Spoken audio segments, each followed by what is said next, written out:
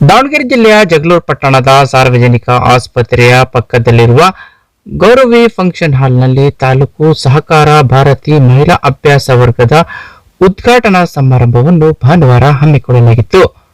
ಇನ್ನು ಇದೇ ವೇಳೆ ರಾಜ್ಯ ಮಹಿಳಾ ಪ್ರಮುಖ ಶೈಲಾ ಹಿರೇಮಠ್ ಅವರು ಭಾರತ್ ಮಾತೆ ಹಾಗೂ ಲಕ್ಷ್ಮಣ್ ರಾವ್ ಇಂದರ್ ಇವರ ಭಾವಚಿತ್ರಕ್ಕೆ ಪುಷ್ಪ ನಮನ ಸಲ್ಲಿಸಿ ನಂತರ ಕಾರ್ಯಕ್ರಮದ ಉದ್ಘಾಟನೆಯನ್ನು ದೀಪ ಬೆಳಗಿಸುವ ಮೂಲಕ ನೆರವೇರಿಸಿದರು.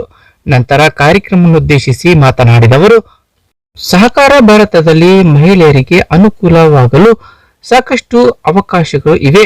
ದೇಶಾದ್ಯಂತ ಸಹಕಾರ ಭಾರತದಲ್ಲಿ ಮಹಿಳೆಯರು ಹಲವಾರು ಸಾಧನೆಯನ್ನು ಮಾಡಿದ್ದಾರೆ.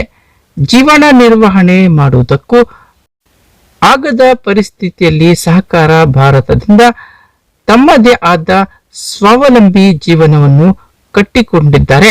ಸಹಕಾರ ಭಾರತದಲ್ಲಿ ನೀವೆಲ್ಲರೂ ಕೈ ಜೋಡಿಸಬೇಕು. ಸ್ವಯಂ ಉದ್ಯೋಗವನ್ನು ಮಾಡಿ ತಮ್ಮ ಜೀವನವನ್ನು ನಡೆಸುತ್ತಿದ್ದಾರೆ. ಇಲ್ಲಿ ನಮ್ಮ ಸಾಧನೆಯನ್ನು ಮಾಡಿ ಹೆಸರನ್ನು ಗಳಿಸಬಹುದು.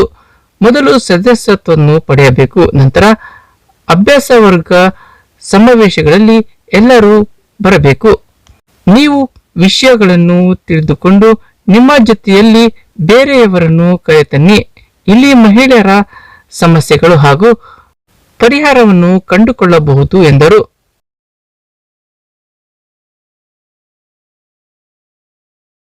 ಇನ್ನು ಇದೇ ವೇಳೆ ನೂತನವಾಗಿ ಅಧ್ಯಕ್ಷರು, ಉಪಾಧ್ಯಕ್ಷರು, ಕಾರ್ಯದರ್ಶಿ ಹಾಗೂ ಪದಾಧಿಕಾರಿಗಳ ಸ್ಥಾನಕ್ಕೆ ಆಯ್ಕೆಯಾದ ಪದಾಧಿಕಾರಿಗಳಿಗೆ ಸಂಘದ ಶಾಲ್ ಹಾಕುವ ಮೂಲಕ ಸ್ವಾಗತ ಮಾಡಿಕೊಂಡರು.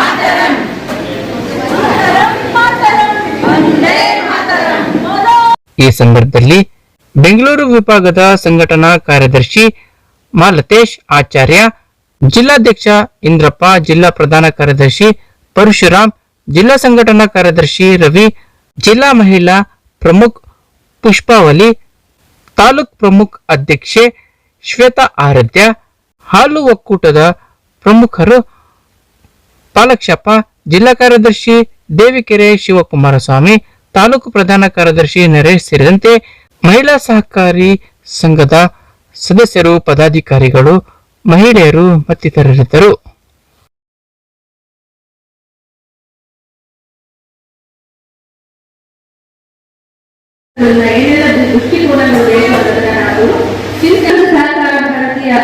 ಮಾನನೀಯ ಶ್ರೀ ಲಕ್ಷ್ಮಣ್ ರಾವ್ ಇನಾಮದಾರ್ ಇವರವರು ಜನವರಿ 21 ಗುಜರಾತ್ನಲ್ಲಿ ಕೆಲಸ ಮಾಡ್ತಾ ಇದ್ರು.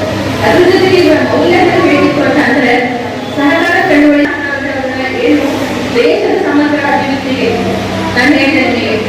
ದೇಶದ ಸಮಗ್ರ ಅಭಿವೃದ್ಧಿಯಲ್ಲಿ ನಾವು ಪ್ರತಿಯೊಬ್ಬರು